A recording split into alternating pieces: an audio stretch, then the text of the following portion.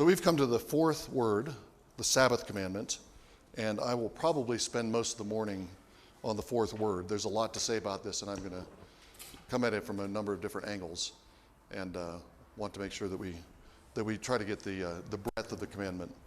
First of all, I'm going to talk a little bit about the negativity of the 10 words, and the fact that we have a couple of the words right at the middle of the 10 words, the fourth and the fifth commandment, are not negative, but start out at least with positive commands. Then I'm going to look at the repetition of the Sabbath command throughout the Pentateuch. It's one of the most commonly repeated commandments. Then we're going to look specifically at the wording that's used in Exodus 20. What do these different words mean, and what is Israel supposed to do on the Sabbath? Out of that, I want to focus on the Sabbath not only as a taking rest. Everyone's supposed to cease from labor. That's what the word Shabbat means. Shabbat means to cease. Everyone's supposed to cease from labor, but then they're also supposed to grant rest to others. And I think that's really an important dimension of the Sabbath that we often miss.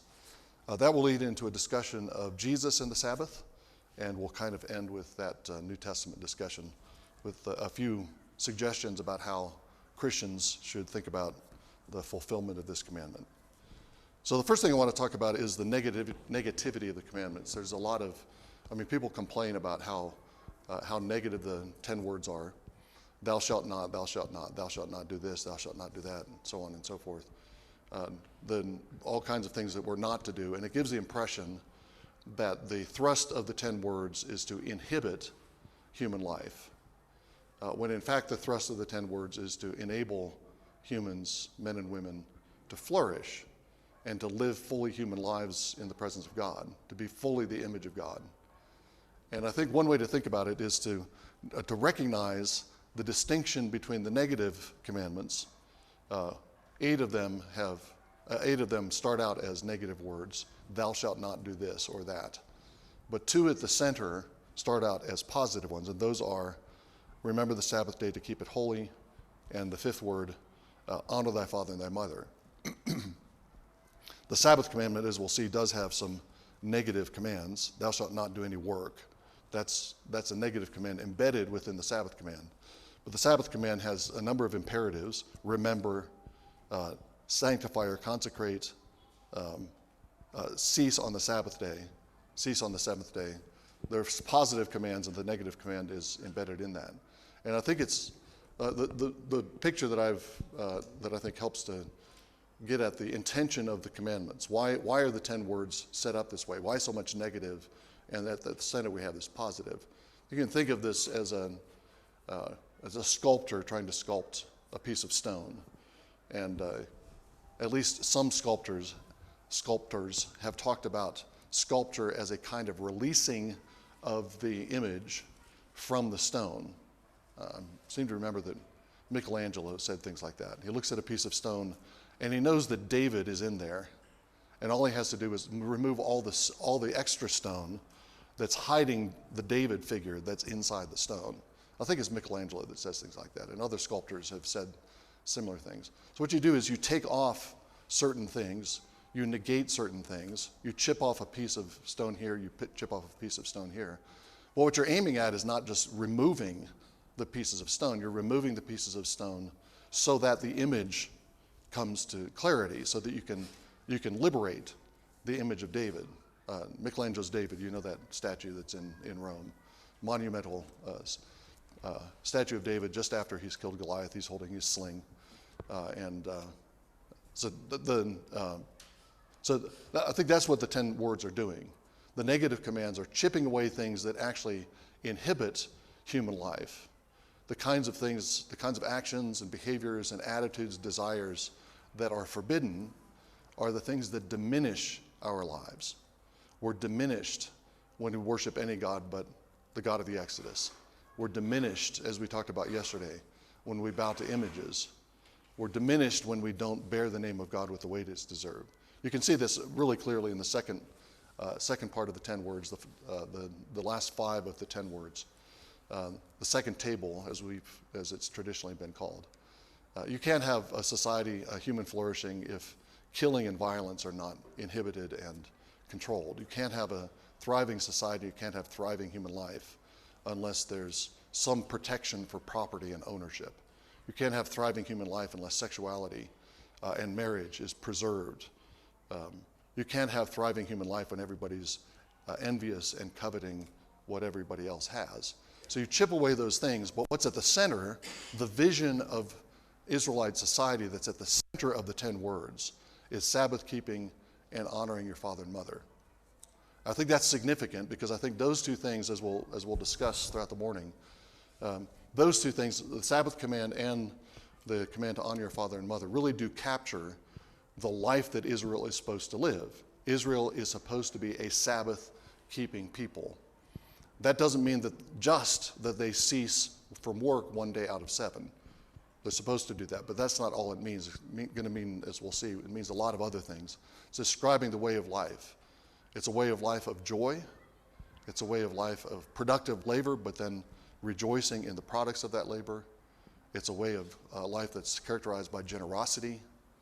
It's a way of life that's characterized by a kind of commonality and equality. Everyone gets rest on the Sabbath day, all the way down to your work animals. Even they are allowed to rest. There's a portrait of Israelite life that's given in the Sabbath that, as we'll see, expands to encompass all of Israel's life. Israel is supposed to be, from top to bottom, is supposed to be a Sabbath-keeping people. And they will be a Sabbath-keeping people if they don't worship other gods, if they don't bow to images, if they bear the name of God properly, if they refrain from killing and adultery and stealing and bearing false witness and so on. Then they will be the Sabbath people. And then that Sabbath life is supposed to be carried on from generation to generation. The second positive command in the Pentateuch, in the 10 words in the Decalogue, the second positive command is honor your father and mother. So when you isolate those two as the positive commands within the Decalogue, what you have is this portrait of a society of rejoicing in the presence of God, of rest, of wholeness, of contentment that is carried on from generation to generation. That's what the 10 words are aiming at. That's the kind of life that Yahweh wants for his son Israel. And if they refrain from doing the things that he forbids, and they do the things that he commands, the positive things that he commands, then that's the kind of people that they'll be. I think one of the most beautiful expressions of this vision is found in Zechariah chapter 8. Zechariah 7 and 8 are kind of transitional chapters within the prophecy of Zechariah. The first 6 chapters of Zechariah are a series of night visions that Zechariah sees. And then from chapter 9 to the end to 14, you have 2 long oracles that are obscure prophecies that do have prophecies of Christ embedded in them. There's a prophecy of the entry into Jerusalem. There's a prophecy of his suffering on the cross. But the chapters 7 and 8 are in the midst of these, and the Lord is giving instructions to his people. Zechariah is living. Anybody know Zechariah's time frame? You had 2 choices, just before the exile or just after. Yeah, it's after the exile. Israel's back in the land. They've begun to build the temple, and the temple building has stalled because the people of the land are pressuring Israel to stop building the temple. And they're trying to enlist the Persian king to stop the temple building. And then Haggai and Zechariah are the 2 prophets that encourage the people to get back to work. So the context is, this is a prophecy about the rebuilding of Israel after the exile. As Haggai and Zechariah, their names appear in the book of Ezra as the 2 prophets that encourage the people to renew the work on the temple. So beginning of chapter 8, we have this vision of what's Jerusalem is supposed to look like when the temple is rebuilt, when the walls of Jerusalem are rebuilt, when everything is settled and Israel is back to normal. This is the kind of world that they envision. Then the word of Yahweh of hosts came to me, saying, Thus says Yahweh of hosts, I am exceedingly jealous for Zion. Yes, with great wrath I am jealous for her. Thus says Yahweh, I will return to Zion and will dwell in the midst of Jerusalem. Then Jerusalem will be called the city of truth, and the mountain of Yahweh of hosts will be called the holy mountain. Thus says Yahweh of hosts, old men and old women, will again sit in the streets of Jerusalem, each man with his staff in his hand because of age. And the streets of the city will be filled with boys and girls playing in the streets. Thus says Yahweh of hosts, is it too difficult in the sight of the remnant of this people in these days? Will it also be too difficult in my sight, declares Yahweh of hosts. Thus says Yahweh of hosts, behold, I am going to save my people from the land of the east and from the land of the west, and I will bring them back, and they will live in the midst of Jerusalem, and they will be my people, and I will be their God in truth and righteousness. On the either end of that passage, you have typical covenant promises, standard kind of covenant promises. The Lord is going to dwell among his people. He's going to return to Jerusalem. He's going to set up his house once again in Jerusalem, and his glory is going to dwell in that house. And then at the end, verse 8 talks about the Lord again claiming Israel as his people and offering himself and committing himself to be their God. But then the vision in the middle is what I think really captures what I'm trying to get at with the 10 words. The picture of Jerusalem is where old men and old women sit in the streets watching children play. Okay.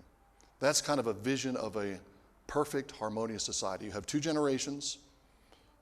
You have older men, maybe grandparent age, watching their grandchildren playing in the streets. You have a harmony of generations that links back to the fifth commandment. You have a harmony of generations where the old men and old women are delighting in the play of children in the streets. And you also have old men and old women who are not warriors. Maybe the old men were once warriors, but not anymore. But they're sitting in the streets and sitting in the town squares without fear. And children are playing in the streets without fear. Now, that was not the case, obviously, during the time of the Babylonian invasion. The Babylonians came in and they came toward the city of Jerusalem. They demolished the walls of Jerusalem. They demolished the temple. And anyone who was in the city who couldn't defend himself was at risk of being killed. The Lord is going to establish his city again, and there's going to be harmony and peace, rest, rejoicing, play, and there's going to be a harmony of generations. That's the portrait, I think, that the 10 words are giving us. When all of the forbidden activities that are forbidden in the Decalogue, when all of those are not being done, what we have left is Sabbath keeping and honoring of parents, harmony of generations, and we have a vision of a kind of ideal Israel. This is what Israel is supposed to be, and what Israel will be according to Yahweh's promise in Zechariah. So the Sabbath commandment, in other words, is, I think, really at the center of the Decalogue and really is important for understanding what the Lord is aiming at in calling Israel out of Egypt and bringing Israel to the land. The Sabbath is one of the most often repeated commands from the Decalogue. If you're just totaling up and trying to determine the importance of a particular command by the number of times it's repeated, then I think the Sabbath command is probably the most important. That's not the only way to judge what makes an important commandment, but it's repeated over and over again. I'll just point to a number of these passages. There are different kinds of contexts. I mentioned yesterday, I think, that the description of the tabernacle construction in Exodus 25 to 31 ends with a Sabbath command. The seventh speech of Yahweh to Moses goes like this. This is Exodus 31, verses 13 and following. But as for you, speak to the sons of Israel, saying, you shall surely observe my Sabbaths, for this is a sign between me and you throughout your generations, that you may know that I am the Lord who sanctifies you. Therefore you are to observe the Sabbath, for it is holy to you. Everyone who profanes it shall surely be put to death. For whoever does any work on it, that person shall be cut off from among his people. For 6 days work may be done, but on the seventh day there's a Sabbath of complete rest, holy to Yahweh. Whoever does any work on Sabbath day shall surely be put to death. So the sons of Israel shall observe the Sabbath, to celebrate the Sabbath throughout the generations as a perpetual covenant. It is a sign between me and the sons of Israel forever. For in 6 days the Lord made heaven and earth, but on the seventh day he ceased from labor and was refreshed. Okay. A couple of additional things that aren't in the fourth word. Of course, the punishment for Sabbath breaking is mentioned here, and that's reiterated in a couple of incidents later on Numbers and Leviticus and Numbers, the two different incidents where people are condemned to death for breaking the Sabbath in various ways. Here, the Lord says that he almost identifies the Sabbath with the covenant. The sons of Israel shall observe the Sabbath, to celebrate the Sabbath throughout the generations as a perpetual covenant. That's verse 16. Keeping the Sabbath is equated with keeping covenant. And I think that shows something of the breadth of the Sabbath. If you just cease one day in 7, that's not keeping the whole covenant. But if you keep the Sabbath day in its fullness, then you're actually keeping all the demands of the Mosaic covenant. And then he also says in verse 17 that it's a sign between me and the sons of Israel forever. It's circumcision, of course, is described as a sign of the covenant. Passover is described as a sign of the covenant. And here the Sabbath is described in similar terms. It has a similar stature in the Pentateuch to circumcision and Passover as signs of the covenant, things that Israel does. Circumcision, remove the foreskin from 8-day-old boys, not 8-year-old, 8-day-old boys. You keep the Passover as a sign of the covenant. You keep Sabbath as a sign of the covenant. Those are things that Israel does to signify their membership in the covenant. They're the things that Israel does as a memorial before the Lord of his covenant promise. And I should say something about the context of that particular Sabbath command. In the 10 words you have the Sabbath command given as the fourth of 10 words. When it's reiterated in Exodus 31, the Sabbath command is connected with the tabernacle. It's the last part of the tabernacle description. So you have to think, how is Sabbath keeping connected with the tabernacle? Because you've had, from chapter 25 to the middle of chapter 31, you've had 5.5 chapters about the details of the tabernacle. And then somehow that's all comes to a climax in Sabbath keeping. So the tabernacle is somehow the center, the zone of Sabbath. I think the other parts of the Old Testament suggest that the tabernacle was kind of in a perpetual Sabbath zone. It's a time zone of its own, as it were. It's a perpetual Sabbath where the Lord is enthroned and at rest, keeping Sabbath on his throne above the cherubim. And the tabernacle is a sign that the Lord himself has entered into his Sabbath. So you have Sabbath connected in Exodus 31, Sabbath connected with the tabernacle, the Sabbath as the fulfillment of the covenant, the Sabbath as a sign of the covenant. Virtually all of the other feasts of Israel have some connection with the Sabbath. Exodus 12, this is the event of the first Passover, and the Lord is telling them what to do on that first Passover, what they're to prepare, how they're to be dressed, how the meat is to be prepared, what else they're going to eat along with the Passover lamb or the Passover goat.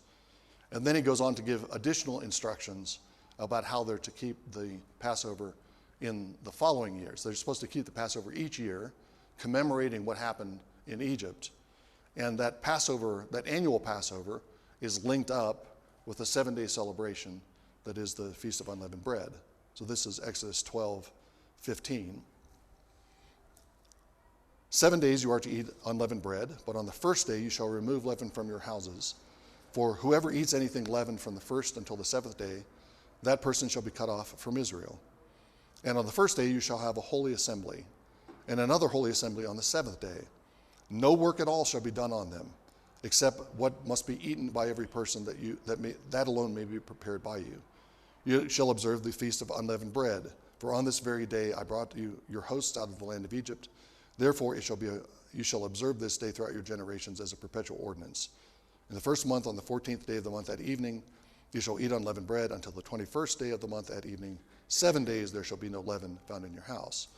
So there are a couple ways that the instructions for the Feast of Unleavened Bread link up with the Sabbath command. There's a ceasing from labor during the 7 days of the Feast of Unleavened Bread. The word Shabbat is not used. The word for ceasing that's found in the Sabbath command is not used.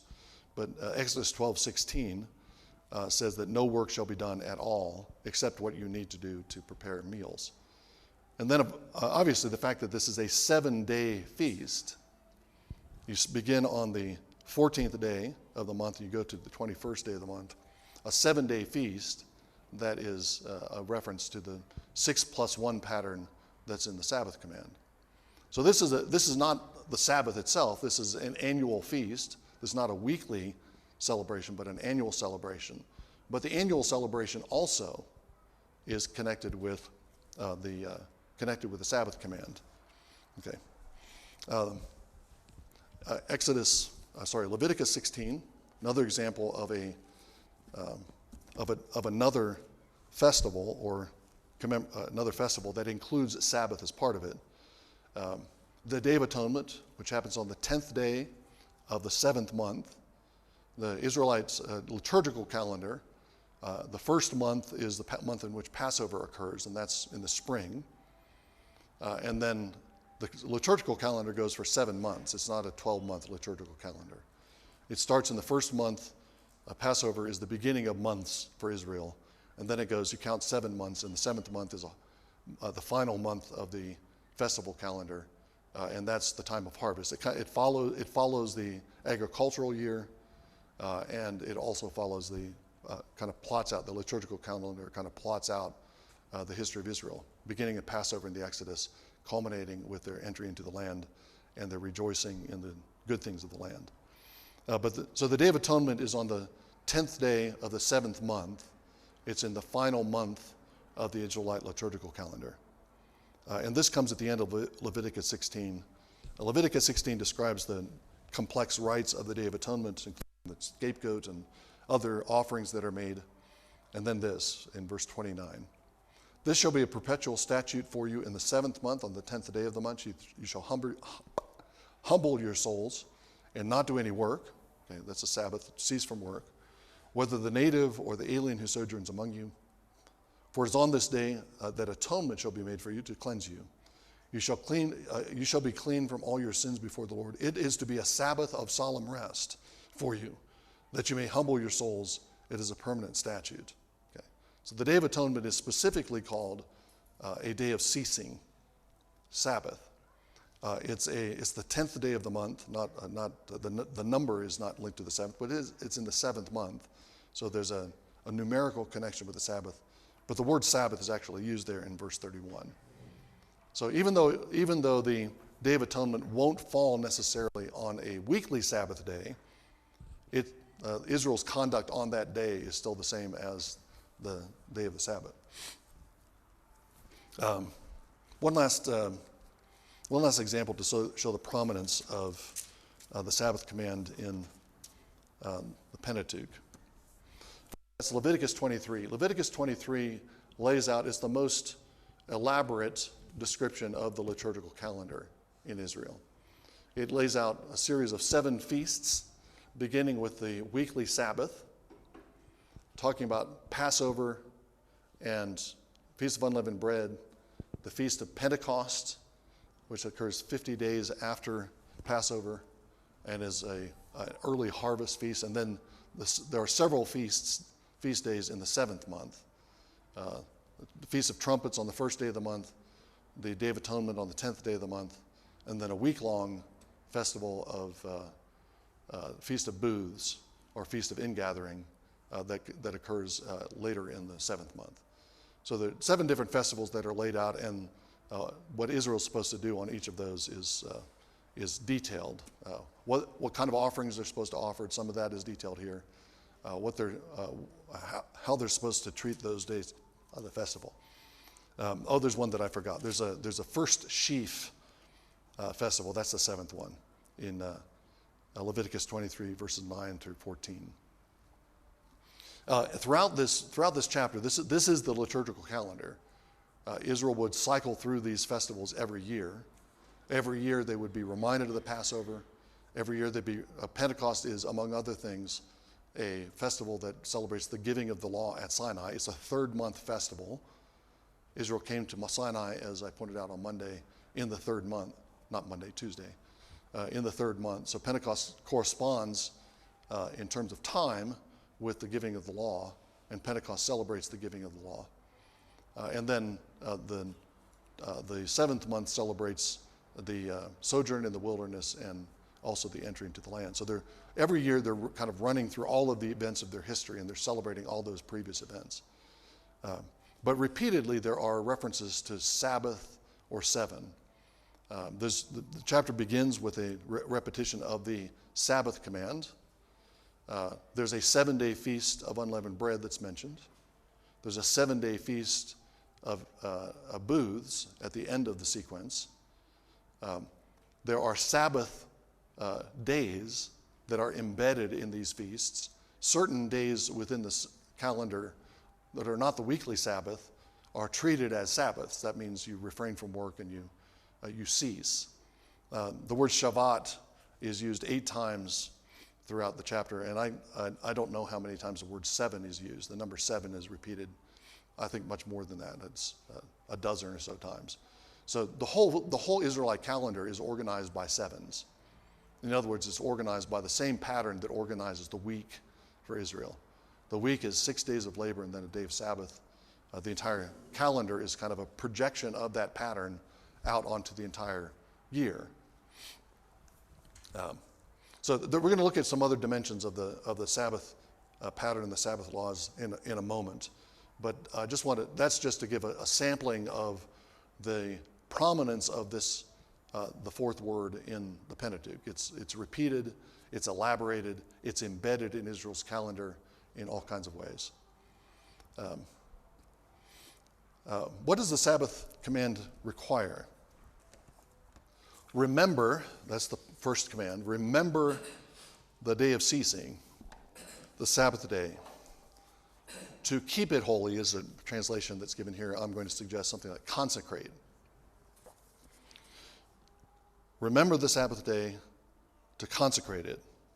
6 days shalt thou labor and do all thy work, but the seventh day is the Sabbath, the ceasing of Yahweh thy God. In it thou shalt not do any work, thou, nor thy son, nor thy daughter, thy manservant, nor thy maidservant, nor thy cattle, nor thy stranger that is within thy gates. For in 6 days Yahweh made heaven and earth, the sea, and all that in them is, and rested the seventh day. Wherefore Yahweh blessed the Sabbath day and hallowed it. So what is Israel supposed to do on the Sabbath day? First of all, they're supposed to remember the Sabbath day. That doesn't simply mean thinking about something. We have the faculty of memory. That's part of our mental capacities. That's not what this refers to. Because you haven't fulfilled the command if you're just going about your daily business on the seventh day and you remember, yes, today's the Sabbath. I remembered that, so I fulfilled the commandment. You're not actually doing what the commandment requires because you haven't actually ceased. The term here and the idea here is closer to the idea of memorialize, or to elaborate more, to keep the Sabbath as a memorial. And I mentioned yesterday that memorials in the Bible, beginning with the rainbow after the flood, memorials are signs that are set up before God, that are reminders, as it were, not that God forgets, but they're reminders to God to keep his covenant. So let me show that in Genesis 9. When the rainbow is put up in the sky, Genesis 9, verse 12, God said, "This is the sign of the covenant which I am making between me and you and every living creature that is with you. For all successive generations I will set my bow in the cloud. It shall be for a sign of the covenant between me and the earth. And it shall come about when I bring a cloud over the earth, that the bow shall be seen in the cloud, and I will remember my covenant." Okay. So the Lord is saying that he's the one who's the target of the sign. The memorial sign is given to him so that he remembers his covenant, which is between me and you and every living creature of all flesh, that I never again will shall the water become a flood to destroy all flesh. He's not going to destroy the world with water again. That's what he's reminded of, that promise. So that's an object or a phenomenon in the sky that God sets up after the flood as a memorial. But then he gives Israel various kinds of memorials that have the same function. The signs of the covenant have that function in the Old Testament, and I think also in the New. You think about Passover. Israel keeps Passover every year as a memorial sign of the covenant. They're doing what God commands them to do on that day, and that is an enacted sign, an enacted ritual reminder that functions like the rainbow in the sky, so that the Lord remembers his covenant and the Lord keeps his covenant. So Israel does the Passover. That is the night of deliverance from Egypt. They keep the Passover, let's say, during the time of the Judges, when the Midianites are threatening to invade and enslave them. And they keep the Passover. And that action of keeping the Passover, that meal that they celebrate, is an enacted sign that it's kind of like an enacted prayer that's a memorial before the Lord, reminding the Lord to keep his promise. He delivered them from Egypt. He brought them out of the slavery of Egypt. Offering this memorial sign, it's a prayer, a calling on Yahweh to do the same again. Now we're threatened by Midianites. You're the God of the Exodus. You're the God of the Passover. You took care of Egypt in the past. Do that with our enemies again now. Keep your covenant. Be our God. Be to us all that we need you to be. That's what the memorial of the Passover does. Of course, the memorial is also designed to remind Israelites of what happened in Egypt. That's Exodus 12, which lays out the Passover rituals, includes that. When your children ask you, why are we doing this? Then tell them the story of the Exodus. So there's a narrative that's a reminder to the Israelites that's part of the memorial sign of Passover. But it has both of those dimensions. It's a memorial before the Lord. It's a memorial to the people also. I think that's what Jesus means when he calls the Lord's Supper his memorial. It's usually translated as "do this in remembrance of me," as if the Lord's Supper is designed to help us remember the cross, so that we remember what Jesus did for us. It does do that. But the Lord's Supper is also a memorial in the sense that Passover was, and in the sense that the rainbow was. When we do the Lord's Supper, we're calling on God and reminding him, as it were, to keep covenant and to continue to keep the promises that he sealed to us through Jesus Christ. So that's the sense of the Sabbath command. It's a memorial before the Lord. Every week, when Israel does what they're supposed to do on the Sabbath, which includes ceasing from work, I'll talk about that in just a bit. I think it includes also gathering as for worship. That's part of the Sabbath in the Old Testament. When they do those things, it's an enacted memorial. It reminds them of God as creator, the God who entered into his rest. It reminds Israel of God, Yahweh, the God of the Exodus, who brought Israel out of slavery. That's part of the Sabbath rationale. In Deuteronomy 5, when the 10 words are repeated, the Sabbath command is not rooted in creation, but in the Exodus. Deuteronomy 5, verse 12 and following, it gives the Sabbath command pretty much as it is in Exodus 20, but then verse 15 says this: "You shall remember that you were a slave in the land of Egypt, and Yahweh your God brought you out of there by a mighty hand and by an outstretched arm. Therefore Yahweh your God commanded you to observe the Sabbath day," or to keep the Sabbath day. Okay. There's no reference to creation in the Deuteronomy version of the fourth word. Rather, the Sabbath command is rooted in the Exodus. So when Israel keeps the Sabbath, ceasing from labor, keeping it holy, they're memorializing before Yahweh, presenting a token, an enacted token of remembrance, so that he will keep his covenant, and he'll keep doing Exodus again and again. Okay? He'll keep delivering them from slavery. He'll deliver them from all of those who enslave them, whether it's the Midianites or the Philistines, or whether it's Satan or some other power that enslaves. As they keep these and call on the Lord in these enacted memorials, they're calling on God to be again and again the God of the Exodus. Okay, so that's the first thing they're supposed to do. Just by doing what they're doing, just by keeping the Sabbath day, by doing it, they are memorializing before the Lord. Their actions, or rather their inactions on the Sabbath day, are are the way that they bring God's promise to his mind so that he keeps that promise. Remember this Sabbath day. Sabbath means ceasing. It's a day of ceasing. And that's elaborated, of course, in the next sentence. 6 days you shall labor and do all your work.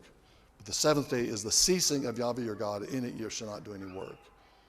It's a ceasing from labor in imitation of the Creator who ceased from labor after he had created the world in 6 days. The Bible makes it very clear from the beginning that work is good. Adam is created to work. Be fruitful, multiply, take dominion, subdue, rule the earth. That's a command that's given before the fall. Guard the garden and serve it. That's in Genesis 2. That's before the fall. Adam was not created to live a life of leisure with the fruits of the garden just coming to him without any effort or any energy expended. You look at some ancient myths. There's myths in ancient Greece and Rome, and they're drawing on myths from the ancient Near East. Ancient myths envision a perfect society of the past. There's a golden age in the past. And during that golden age, no one had to work. Everyone is at leisure. There was plenty of food that the earth just produced without any human effort. Fruit would just grow, and grain would grow up. I guess bread would just spring up from the ground, because it couldn't be grain because you have to work with grain in order to make bread. So bread spring up the ground. Somehow all that they needed was just there. That's not what the Bible envisions as the original unfallen state. Adam is in a good creation, but he's supposed to work in that good creation. He's supposed to glorify that good creation. The creation is already glorious, but he's supposed to glorify it so that it makes it more glorious. After the fall, of course, the Lord says that his labor is going to be made difficult because the ground is going to produce thorns and thistles. He's going to have to fight thorns and thistles and weeds, and he's going to sweat and expend himself in labor, frustrating labor, to eat it, to gain his bread. But the curse is not, you haven't had to work and now you're going to have to work. The curse is, I created you to work, and now the work is going to be made more difficult. I mean, after all, the Creator is a laborer. He's a maker. The word that's used for fashioning Adam from the dust of the ground is the word that's used for being a potter elsewhere in the Old Testament. God is like a potter, forming Adam into a human form and then breathing life into him and causing this dust figure to come alive. Yahweh, the Creator, is a maker. He's said to make this and that all the way through the creation account. He's a builder. Anybody know what he builds in the creation account? Oh, what does the Lord build in the creation account? That verb is used once. And he plants, so he's a gardener and a husbandman, but he's also an architect, as it were. Eve, the woman, is built from the rib of Adam.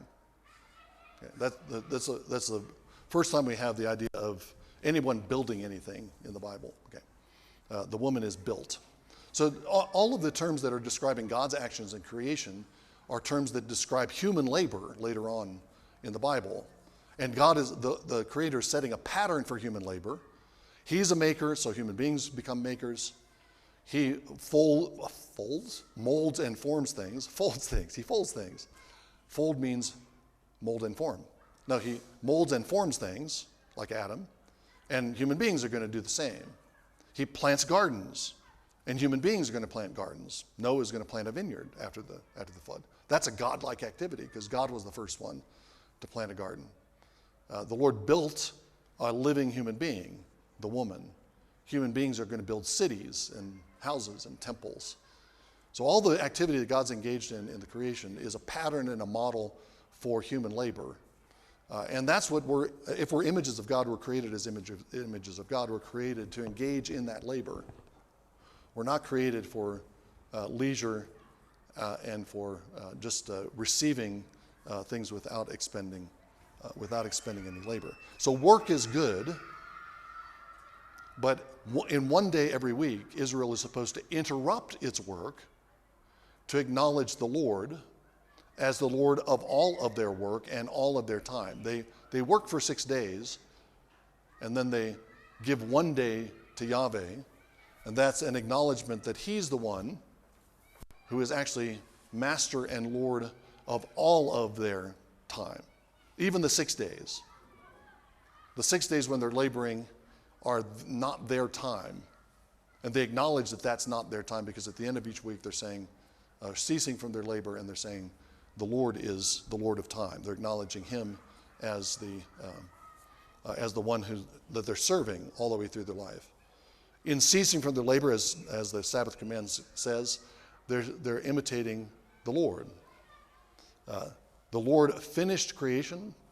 Heaven and earth was completed, and all its hosts was completed. His work of creation is finished at the beginning of Genesis 2. And then Israel is given the privilege of entering into that rest. Israel enters into that rest, though, in a different way than Yahweh does. But when Yahweh enters into rest in the creation account, he enters into rest after his work is done. Israel enters into Yahweh's rest and shares Yahweh's rest, not after its work is done, but in the midst of its work. Okay, and let's think about an Israelite farmer. He's spending his 6 days working in the land.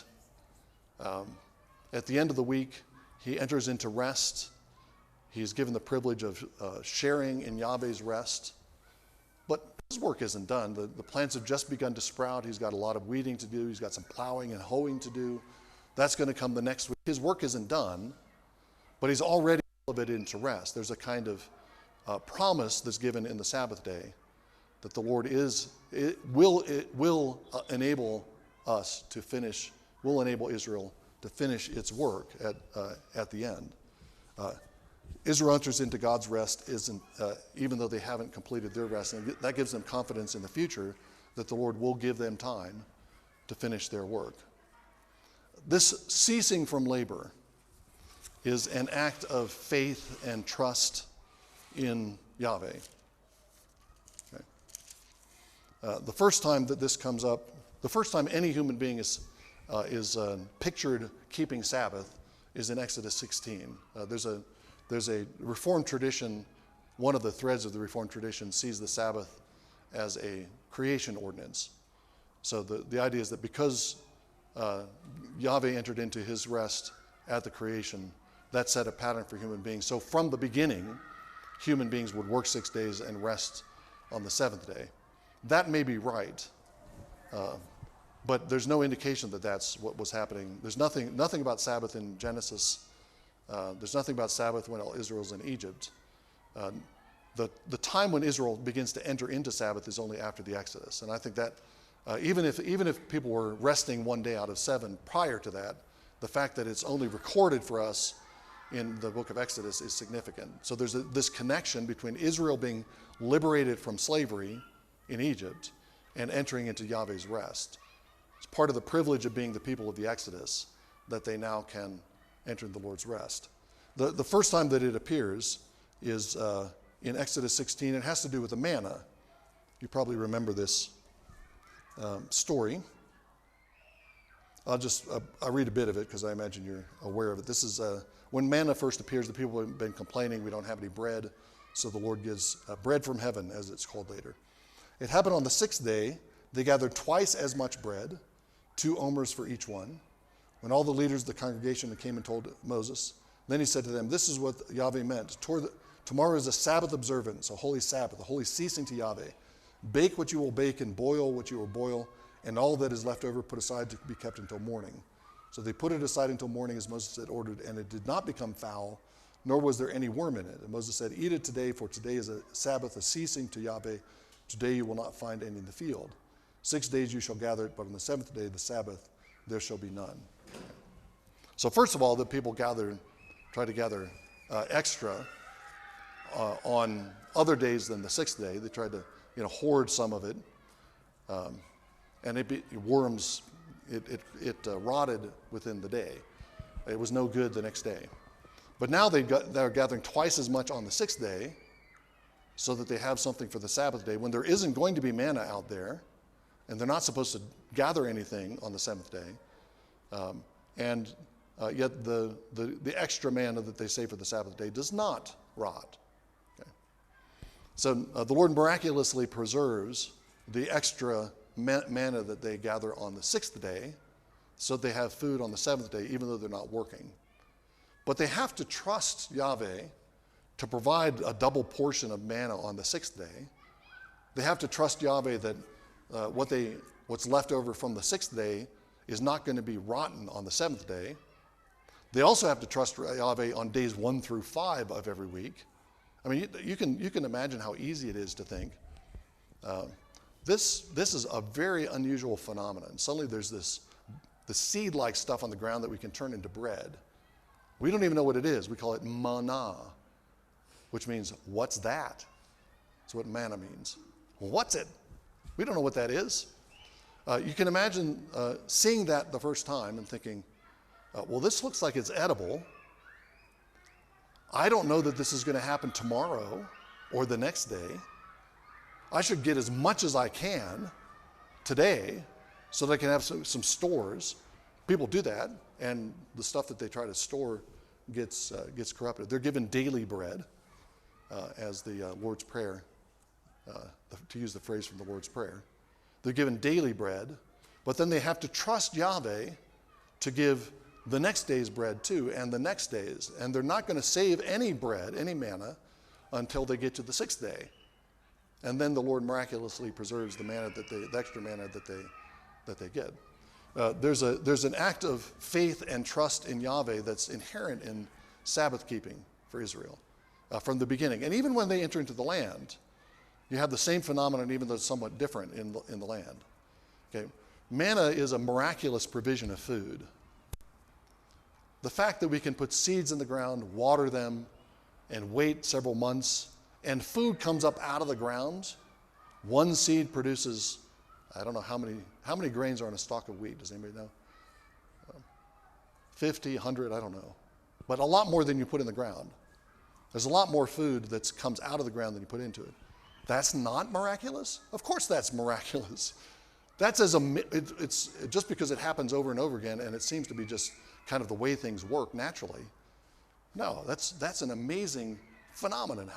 It's because God has given power to the earth. It's God's power that's working in the earth, and the earth has been given this power to multiply seed. So you put in one seed and you get 100 back. That's a pretty good deal. You've got to wait a few months, but it's a pretty good deal. So when Israel goes into the land, that's where they're going to get their bread. It's not going to fall on the ground every morning. In fact, as soon as they step into the land, the manna ceases, the book of Joshua tells us. And now they're dependent on the natural cycles of growth and production. But even those natural cycles come from Yahweh. The grain that they harvest in their fields is as much a gift from Yahweh as the manna was. It's not as unusual. It's more common, but it's no less miraculous. And when they go into the land, they're going to have to keep the Sabbath, and they're going to have to keep the Sabbath as an act of faith and trust in Yahweh. And again, you think, what's in the mind of an Israelite? Okay. This is the calculation. You have a field that you're working in the land. There are things to be done every day in the 7-day week. There are things that I should be doing that would perhaps make my land more productive if I were doing them, if I were working all 7 days. But the Lord tells me I've got to work for 6 days and cease on the 7th day. And I have to trust Him to give me basically 7 days of produce, 7 days of wages for 6 days of work. Israel has to trust that Yahweh is the generous vineyard owner of Jesus' parable. Remember the vineyard owner who brings in day workers. Some workers start the day and he pays them a wage. Some of them come in the 3rd hour, some in the 6th hour. Some come in the 11th hour, just 1 hour before it's all the day's work is all finished. And then when the time to give out the payment, they're paid on a daily basis. He pays everyone the same. The people who slave for 12 hours in the hot sun complain. And the answer of the vineyard owner is, why are you envious because I'm generous? It's a parable about the generosity of God, and I think it's a parable about those who are late coming to the kingdom. In one sense, I think it's talking about Gentiles. You have the Jews who have been laboring since the beginning of the day, and they get to the day of payment and they get the same wage that these upstart Gentiles have as they're coming in. That's one way to read the parable. But it's describing the generosity of the vineyard owner, who's willing to pay a day's wage to people who only work 1 hour, or people who only work half a day or 3/4 of a day. That's the kind of faith that Israel has to have. They have to believe that Yahweh is that kind of Lord of the land, and he's going to give them 7 days of wages for 6 days of labor. Or, we're going to talk about Sabbath years in just a moment. But think about Sabbath years. Israel not only had a weekly Sabbath, but they were in a cycle of 7 years, where 6 years they would plant and harvest fields. The 7th year, the field would lie fallow. And there are various ways that can be interpreted. It may be that each field is on its own 6+1 pattern. So you might have one field that's being planted and harvested during the Sabbath year. That's one possibility. It seems to me, though, that the Sabbath year is common to everyone. All of the fields lay fallow that year. Can you imagine not working for a year? You trust in Yahweh. He said, if you do this, then I'll take care of you. I'll feed you. I'll give you your daily bread. You'll have plenty. You'll have 7 years of wages, 7 years of grain for 6 years of work. He's that kind of God. But Israel has to believe that he is. Sabbath keeping for Israel is an act of trust and faith in the generosity of God. So, commemorate the Sabbath day. Sabbath day is a day of ceasing. Having trouble speaking today. It's also a day to keep holy or to consecrate. And I think that the idea here is that by ceasing from their labors, they're consecrating the day. It's the ceasing that consecrate. There's some other dimensions to consecrating it. But by ceasing from their labors, that's the way that they regard it and keep it and consecrate it as a holy time. What is holy time? What are holy things in the Bible?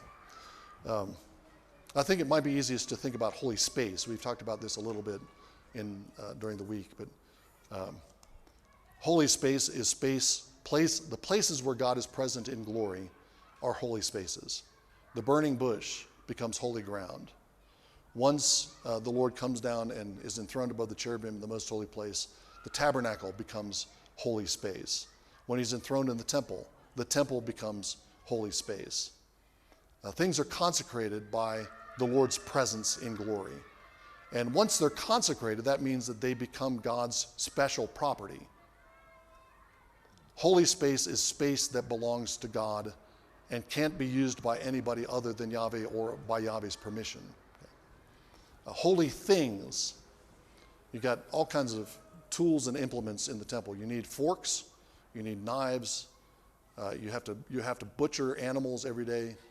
You have various kinds of tools that you use to make sure the lampstand keeps burning. You have to have various kind of implements to bake new loaves of showbread.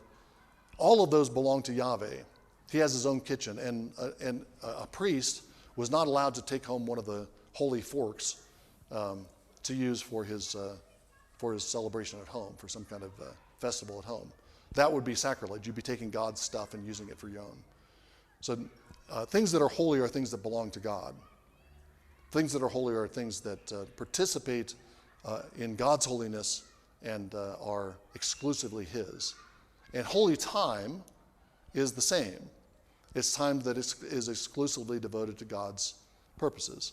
In one sense, of course, all our time is God's. All our time is given by God. But He gave Israel 6 days to do their own work. And the seventh day He claims in a particular way, cease from your daily labor and devote yourself to my work on that day, to my purposes. Keeping the Sabbath holy also means that they had holy convocations every Sabbath day. Back to Leviticus 23, that's a chapter I pointed to earlier. This is the chapter that lays out the liturgical calendar for Israel. It begins this way. Yahweh spoke to Moses, saying, speak to the sons of Israel and say to them, Yahweh's appointed times, which you shall proclaim as holy convocations, my appointed times are these. For 6 days work may be done, but on the seventh day there is a Sabbath of complete rest, a holy convocation. You shall not do any work. It is a Sabbath, a ceasing to Yahweh your God in all your dwellings. Okay. So that's a reiteration of the Sabbath command, but it adds something that's not found in the fourth word in the Decalogue. And what it adds is the twice references the holy convocation. A convocation is gathering. It's a time of gathering and worship. So the Sabbath was not just a day of ceasing. The Sabbath was a day on which Israelites would gather and worship as we do on the Lord's Day. Another indication that the Sabbath day is a day of worship, a special day of worship, is in Numbers 28. Numbers 28 and 29. Numbers 28 and 29 lay out the schedule of sacrifices for Israel. So every morning and evening there are particular sacrifices that the priests offered on the altar at the tabernacle and later at the temple. Then on certain days, the first day of the month, there are additional offerings. On feast days, there are additional offerings made. When we get to the Feast of Booths, for example, there are a sequence of bowls offered each day during the Feast of Booths. So let's see, I think it's 13 on the first day. Yes, 13 bowls on the first day of the Feast of Booths, 7 bowls on the seventh day of the Feast of Booths. By the end of the week of the Feast of Booths, you've offered 70 bowls as ascension offerings or burnt offerings. Those are offerings that are completely consumed on the altar. 70 bowls is a lot. So it takes place over the course of a week, but that's a lot.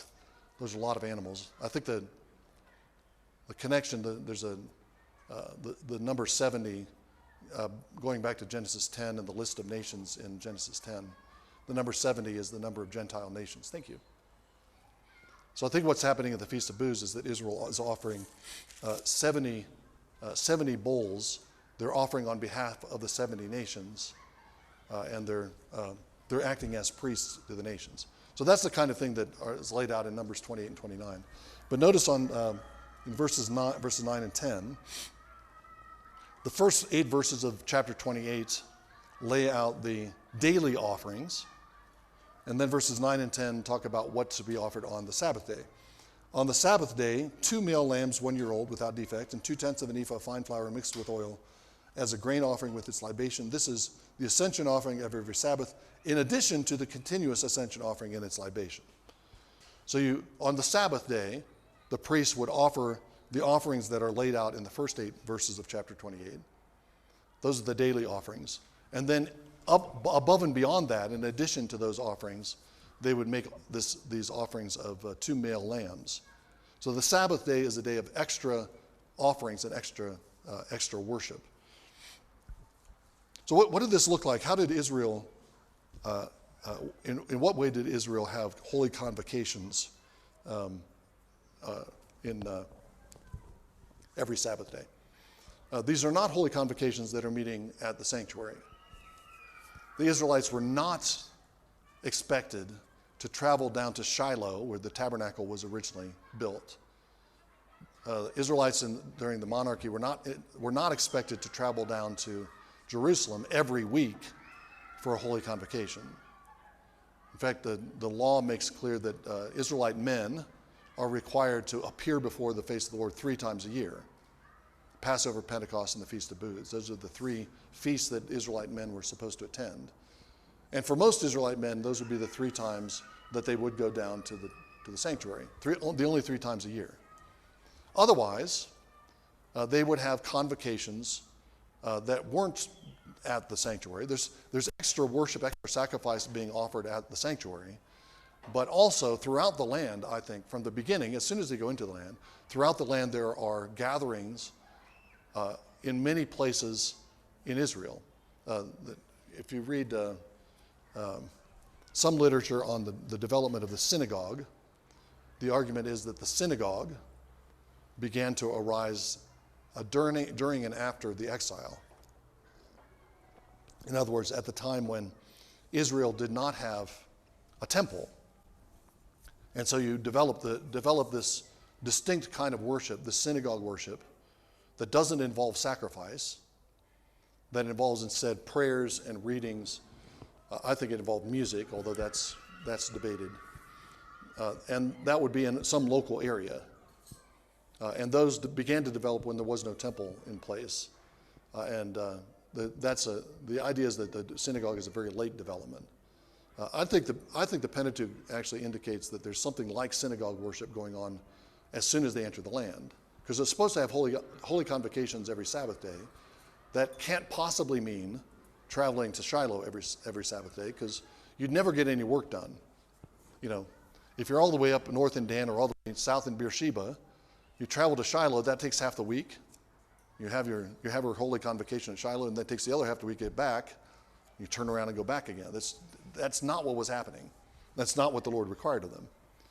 You have to remember that all over the land there are, the Levites and priests are concentrated around the sanctuary, Shiloh with the tabernacle, Jerusalem with the temple. There are lots of Levites and priests that work there. But there are also Levites and priests that are scattered all over the land. Okay. Remember back in Genesis, Levi and Simeon, those 2 sons of Jacob, attacked the city of Shechem after the men of the city of Shechem had been circumcised.